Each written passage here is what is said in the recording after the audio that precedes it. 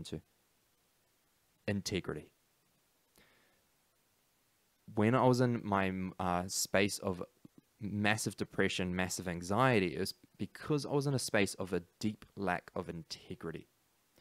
So what is integrity? This a success off another breath.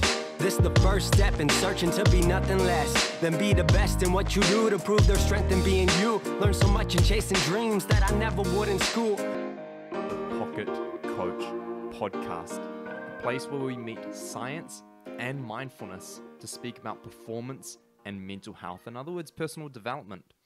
This is where we have interviews with doctors and specialists, or you find myself, Coach Keza, having a yarn. And here we are today with Coach Keza having a yarn. It's been a very long time since I've actually sat down and specifically recorded a podcast just for the Pocket Coach, right? Before I've done a business talk about anxiety, or I've done a public talk about the science behind happiness. These are some different talks I've done, I've recorded, and I've put them on. Now, today we are going to be speaking about discipline. We're going to be taking some scientific data, and we're going to be talking a lot about the mindful aspects that apply in order to develop discipline. So let's just start briefly before we dive into what discipline actually is, right, in terms of the scientific understanding of discipline, and then what steps that you can start to take today in order to develop discipline. Before we do that, I'm going to start by sharing my story, because I don't feel like it's fair for me to just throw this word discipline down your throat if you haven't seen or haven't come to some understanding that this person, this random Kiwi dude speaking to you in your ear hole right now, has actually gone through and developed discipline. Because if I was just born like this, why would you listen to me, right? If I developed it, that's a different story. But that's the thing with discipline, is understanding that discipline is a skill. Therefore, it must be learned. Now, a lot of people, fortunately, have certain parenting which enable them to develop the skill of discipline. Therefore, when it comes to overall execution of life in general after the parenting period, there's much more ease for those people to go about things in a disciplined way. Now, that does not mean it's not practical for people that didn't have that luxury, right? And that doesn't even necessarily mean it's easy for those people either, right? There's still effort required when it comes to discipline, which we'll speak on in a bit. But ultimately, I'd like to share that I was probably one of the laziest dudes that I know. I was a very avoidant person. Just in short, I was actually very depressed growing up. I developed later a lot of anxiety and leading to eventually panic attacks as well. And during this time, this is in high school through to university, and even after that, I honestly just wanted to avoid life. In fact, I remember so clearly my year 7 teacher, right, my first year of middle school. He was also my dean. We had parent-teacher interviews, and he told my parents, Kieran is far more interested in the butterfly outside than he is in the class. I remember the exact way it happened, everything, right? And I don't remember too much from my middle school days because I was very disassociated to life. Disassociation is a legitimate thing that people develop in order to create a protection mechanism within their brain, right? So if the brain starts to believe things are problematic, painful, traumatic to a certain degree, the brain will start to disassociate from the current situation or event in order to prevent the pain from occurring, leading to an ability to, avoid the event mentally, psychologically, emotionally. The downside to this, of course, is now I'm not able to reflect on that moment because I'm completely disassociated, which is why I can look back in my middle school and high school days and actually have so many just blank spots, periods. I don't remember a single thing from a big chunk of time. It's insane. You might relate to this, and just know that this is actually a very common thing. So not to be, frustrated about the fact that you might have situations or moments, even now, where you might go through big blocks of life and just not remember a single thing. It's actually very natural. So anyway, with this disassociation, depression, and coming into anxiety, was very lazy. And we'll speak about what laziness actually is soon. But ultimately, this led to me just wanting to not speak to really anyone that I didn't have to. It led me to quite literally hiding away from everything. It led me to constantly putting myself in situations where I knew I had to do certain things. I'd procrastinate, I'd avoid until the point where it was too late to even do it. Or if it was something that I absolutely had to get done no matter what, then it would be, very last minute. I really struggled in school in many aspects. I was seen as almost silly or dumb a lot of the time. I even developed a slouch in middle school because I was hiding away from the world, right? All these symptoms came to the surface of my depression, yet I hid it very well behind an amazing smile. Yeah, I hid it very well. I was actually very sociable as well as I came into high school and later in middle school. A lot of the point was because I was hiding away from the deep loneliness that I had. So if I wasn't with people, I felt extremely lonely. So I was very lucky that I was blessed with this niceness. So I was very nice. I was very lucky that I was blessed with this way of almost being like a chameleon with those around me. So this is going a little bit off topic, but essentially getting the picture of the kind of person that I was growing up, right? I had to please everyone. I was a people pleaser, and I was a deep, deep avoider of life in general. So over time, this led to a lot of anxiety because I set these tremendous goals, thinking that these tremendous goals were required for my happiness, because in my mind, success equaled happiness.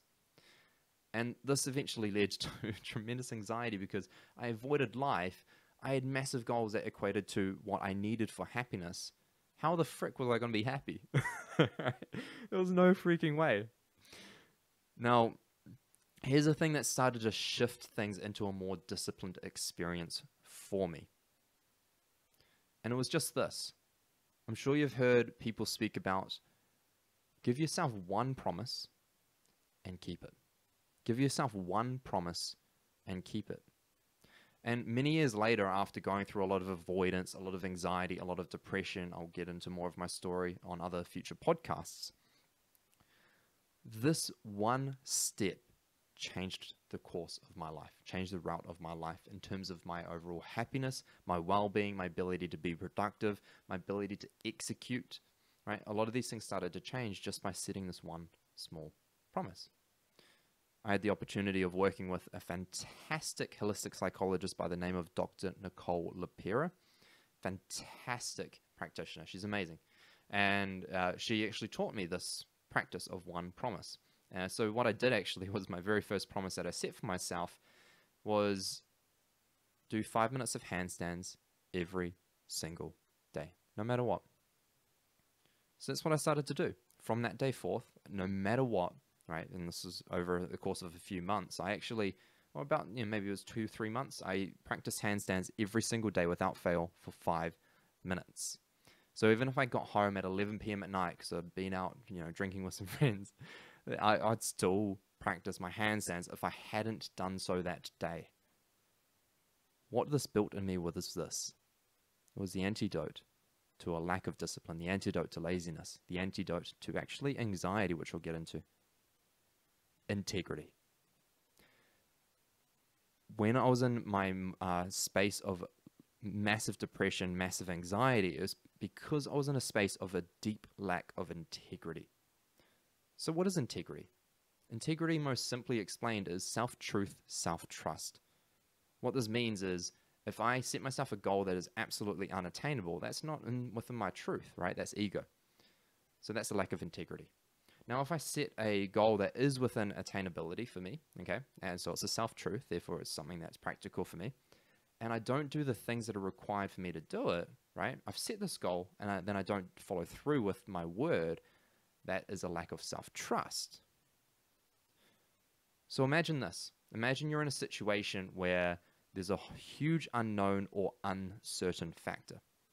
Now, imagine that uncertain, unknown factor is currently occurring and you trust yourself so severely that no matter what happens, you will be okay. You just have this deep sense of knowing, this deep sense of feeling that no matter what happens, you're going to be okay. Even if the worst case scenario that comes to mind, which is what the brain does in order to protect itself, because we naturally actually have pessimistic brains, right? And I'll explain in future podcasts as to why that is the case, right? And our pessimistic brain is used for survival, okay? Because the brain, by seeking the worst case scenario, can acknowledge, okay, this is the worst case scenario that could possibly happen. I need to be aware of this just in case things start to lean this way so I can protect myself. So that's what the brain does, right? That's why we constantly see the worst case scenario and we get afraid of these things playing out when unknown or uncertain factors are in play, right? So now if you have deep trust that even if in the worst case scenario you are going to be okay, why would you fear the unknown or the uncertain? You wouldn't. There's quite literally no reason to, because you're going to be okay. That's what integrity does for you. In a situation where anxiety would normally arise, which requires an unknown or uncertain factor to be in play, right? Because without those unknown and uncertain factors, there can be no anxiety. But unfortunately for us, right, the entire of life is uncertain. So, and the entire life is unknown. So it's quite difficult to fix things, right? Generally, people with anxiety tend to try either control things or avoid things, right? One or the other. Control can come out through anger, can come out through frustration, can come out through this high peak energy, right? So it can manipulation even, right? And yes, I used to actually fall into a lot of these things. And anxiety can also come out in terms of, deep avoidance, disassociation. It can come out with a deep laziness, actually. Generally, people that are extremely lazy do have some sort of avoidance going on in their life, which is actually a form of anxiety, yes, right? So don't worry too much if you're like, oh no, that means I have anxiety. What now? Should I go get medication? Honestly, if you feel it's appropriate, do speak to your doctor. I personally, for myself, I'm glad that I did not get medication. That was just me, right? I'm all for it. But that's definitely as well another topic for another time. So we're going again a little off topic. I'll get better at this. But ultimately, with the acknowledgement of maybe you do have symptoms of anxiety, it's no problem. Anxiety, no matter the depth, no matter the strength, is workable, right? If you're not in a place where you're capable of working through it, then yes, I highly recommend getting some form of support, whatever feels right for you, whether that is medication, whether that is a therapist, whether it is a coach, right? So I myself am a coach because I found that path worked for me the most, right? And getting coaching from a couple of other mentors, and that really served me, right? So that's why I became a coach myself, because it gives me the opportunity to serve others in the way that served me. Now, coming back to the concept of discipline, if you're in a place where you're developing this integrity, developing this discipline, a disciplined mind is an unanxious mind or a peaceful mind. An undisciplined mind is an anxious mind. And an anxious mind is an undisciplined mind. But really it comes down to the discipline factor. Because if you're in a space where you're either very avoidant or very frustrated with these things that come up within life, trying to control them or avoid them, right? That's a lack of discipline. Therefore, there's going to be anxiety, because now you're not in a state or a space where you feel capable of controlling an unknown or uncertain variable that could potentially lead to a worst case scenario that would be a threat for you, because you don't feel you'll be okay in that worst case scenario. That's the breakdown. If you need me to repeat it, just simply go back 30 seconds or 15 seconds on your little podcast thingy-mabob that you're using. Okay, open it up, go back and listen to that, because I'm not going to say that one again. All right, but you get my point. That's right, the breakdown right there. The brain is looking for survival, so it reacts. Now, keeping one small promise a day, whether it's, and ideally it's something progressive, right? Whether it's handstands, whether it's going for a walk every morning, whether it's meditating every morning, whether it's practicing some yoga every morning, stretching every morning, right? Something that you can start to notice some form of progression with, right? It might be a form of education you're doing, right? I'm studying medical neuroscience at the moment, so when I see progression with that, it feels great. So now not only is there a self-promise fulfillment factor where I'm developing integrity, there's also an acknowledgement of progression which triggers dopamine and endorphins in my system, leading to a sense of empowerment. Because dopamine is the neurotransmitter, okay, of reward and motivation. And it brings a sense of empowerment. So it's not just about the reward factor, it's about the feeling that I am on the right path. So when I'm noticing progression in my life, especially with something that can be progressive, like these things that I've noted, right, I feel good. So I would love to invite that you set a self-promise.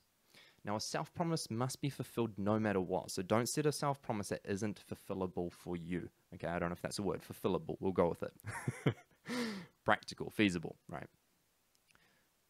Now, that is also a lack of integrity if you do, because remember, integrity is self-trust, self-truth.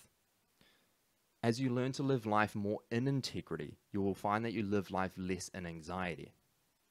If you live life where you're constantly betraying your own word, right, where you keep saying, I'll do this, I'll do that, and you don't, right, where you keep writing down all these tasks to do for that day and you don't do them, you're decreasing your level of integrity, you're decreasing your, therefore, level of confidence, and therefore you're increasing the level of anxiety that you have in life. I hope this is clicking for some people because this is huge.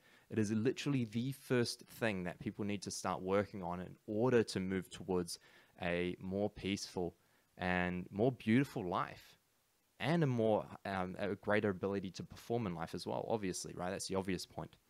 But without having a disciplined mind, you're not going to feel capable or safe enough in order to do the deeper work that's required to move through anxiety and depression or any other mental issue or disorder, right?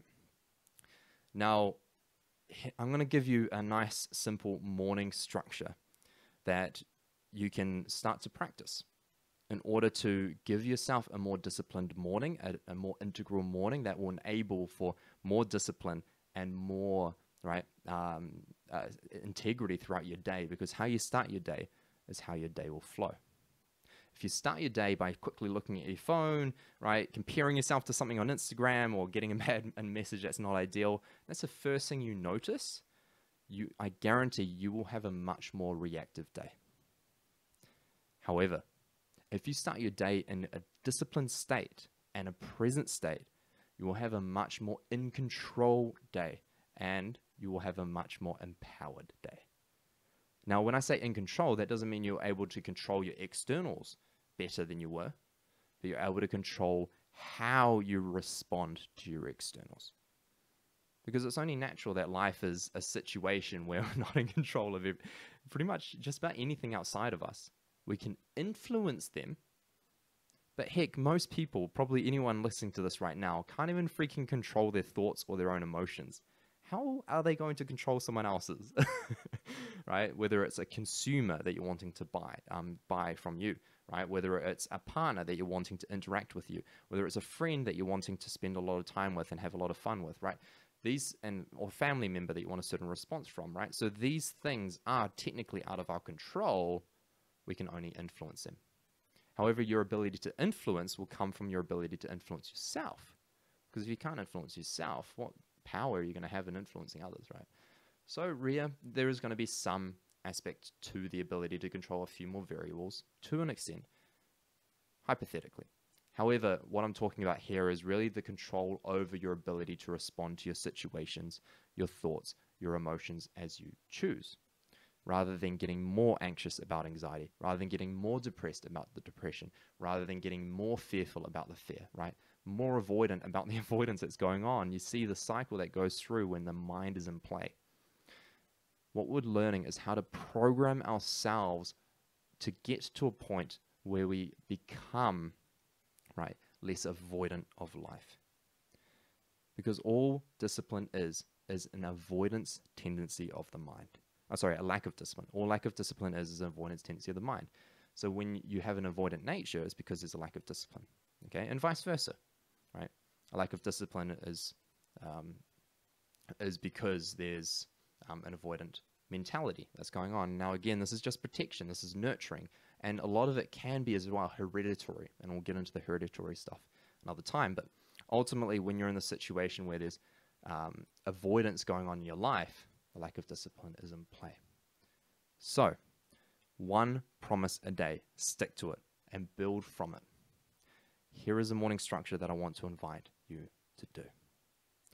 The very first thing I would love to invite you to do is the moment that you wake up tomorrow morning, be here. Right? That's it. Just be here.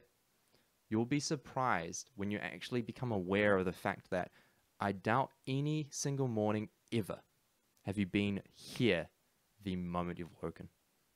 Right? You've been transitioning from sleepiness to wakefulness, right? Your mind's wandering, you're sort of going from one thing to another. You're not even really almost aware that you're in this room, or you're aware that you're in this space, or you're aware that you're here, you're alive, you're breathing, right? You're not even aware of those things. I know, because I had to work on this transition a lot. Eventually you become aware of that, right? You're like sort of lying in bed for a few minutes and it's like, oh yeah, oh okay, I should start my day, right? Great. This is what you're going to do instead. As soon as you wake and you're aware that you're awake, become here and notice your surroundings completely. Notice your curtains, your window, your wall, your bed, right? Your roof, everything. Just notice everything. And notice your heartbeat, notice your breath, notice you're here. That's step one. There's 3 more steps. Step 2, without checking your phone or doing any of this stuff, you can turn off your alarm if you're on your phone, of course. Sit up. No lying in bed continuously, right? Those extra 5 or 10 minutes of snoozing isn't going to mean that the crash at 3 p.m. that day is going to be delayed, okay, or less intense. It's still going to happen if that's your situation. What I want to invite is integrity, discipline, sit up. Once you're up, that's step 2, okay, because you're in control, not your mind. That's what I told myself for a long time until I actually eventually got to a point where I was completely in control, is I kept telling myself, I'm in control, not my mind. I'm in control, not my mind. That's what I tell myself the moment that I started to notice avoidance tendencies. The third step, okay, whether you put on some high beat music, this is fantastically helpful for the next step if you wish. Whether your alarm is high beat music, that's fantastic, right? But ultimately, the third step is to do something that applies some sort of adrenal activity, okay, or more simply, movement and or resistance or activation, okay? So movement or activation is probably the simplest way to put it. So whether that's a cold shower, whether that's push-ups, whether it's stretching, right? Whether it's some breath work, some active breath work, meaning you're inhaling more oxygen than the amount of carbon dioxide you're exhaling. This is an active breath work which actually stimulates epinephrine in the system, aka adrenaline. So it's powerful, right? Again, breath work we'll talk about some other time. So if you do something activating, and I actually do all of those things, right? I do some movement with my body. I actually dance a little bit sometimes. I get into a cold shower first thing in the morning. I do some breath work. I'm very active. I stretch every morning as well. Then, right, because you're not going to want to be very active, and that's why we do it, because it enhances our ability to be disciplined and in control, and we're activating our system for the day. This also leads into the fourth step. From an active state, stillness. If you can sit there and no matter what the mind does, no matter how itchy your nose is, no matter how achy your back or your shoulders are, you sit there. You close your eyes.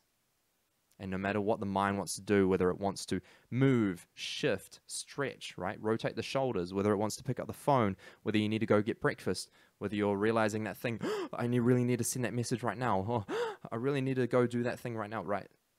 Every time the mind does that, acknowledge it. Oh, that's a thought. And then you continue to sit there anyway. It's pretty beautiful. When you come to a place where you can actually just simply acknowledge thoughts as simply thoughts. Every time you do that, you become in control, not your mind. Because otherwise, every time you're reacting to your thoughts and you're instantly acting at every thought that comes up into the mind, what's going to happen? Lack of integrity, lack of control, and naturally, anxiety, because you don't feel in control. If you feel in control, anxiety cannot exist. Okay. So what I would like to invite are those 4 steps. 1, be here the moment you wake. 2, sit up, right? Not lie in. 3, activate your system. Movement, something, right? Get yourself moving just for a couple of minutes. It doesn't need to be anything extraordinary, right? Cold showers are amazing. And no excuses here, by the way. I did cold showers every morning when I was living in negative 35 degrees Celsius, which is almost, I think it's just under negative 40 Fahrenheit or something like that. Or maybe it's just under 30. Anyway, it's quite close in the Fahrenheit and the Celsius. But I was living in Quebec and did cold showers every morning. No excuses. Okay, so you've got this. You can do it. Oh, you're going to hate me for that, aren't you? And then the 4th step, stillness, aka meditation. Now, it doesn't need to be an om. It doesn't need to be a quiet mind. No, that's not meditation. Meditation is a state, right? Meditation isn't a state of complete peace. It doesn't mean you have to be in peace. It also doesn't mean that you have to have a still mind, right? That's not actually what meditation is. I'll speak more about in depth of what meditation is in the future as well. But all I want you to practice is choosing how to be in control over your mind by practicing stillness and non-reaction. When you create a state of non-reaction, you create a state of peacefulness, and you create a state of control. I'm wishing you the best. Build discipline, build integrity, and you will live a much more beautiful, much more peaceful, much more present way of life. And your ability to execute and the amount of trust people will have in you because of the level of trust you have in yourself will be extraordinary. You'll be able to come across with greater certainty within yourself. Therefore, people will be more certain in you. And I know because I've gone through this transition, right? And things start to really flow and really move in life when you're in that state. If you found this useful, there is a fee. Share this with one person. Share it with one person, just one, right? You can post it onto social media. You can tell someone about it. Next time someone says, wow, you're seeming more disciplined. Great. Oh, I've got my buddy Kieran. I was listening to his podcast. Yeah, he's a cool dude, right? Cool. Awesome. Pass it on. Right? It's very helpful because I don't use any paid advertising for this podcast. I also don't run ads or anything like that. I'm doing it purely because I want to reach people that find this stuff useful based on the fact that I suffered tremendously once upon a time. And that's not what I want for you, which is why I'm doing this, quite literally. I'm getting nothing else out of it other than the fact that I know that this has served a lot of people, this podcast, and I want to continue to use that platform for that purpose. So subscribing, reviewing, rating, all that stuff helps tremendously as well. It enables us to reach more people who do need this stuff. So it actually is a service to others as well by doing that. I'm wishing you the best. If you wish to contact me, find me Coach Keza on Instagram or the Pocket Coach on Instagram, right? The Pocket Coach or Coach Keza. You can find the details in the show notes below. I love you guys. Thank you for listening. Even if it's just some random Kiwi dude shouting through a microphone. There was a lot more power behind today's podcast than normally what I would do, simply because that is what's required sometimes. Sometimes we require the shock of truth or the shock of something that's higher energy in order to create some form of movement when it comes to discipline. So that's what I hope for you today. A lot of love. Have a beautiful one. That's why I do this for you.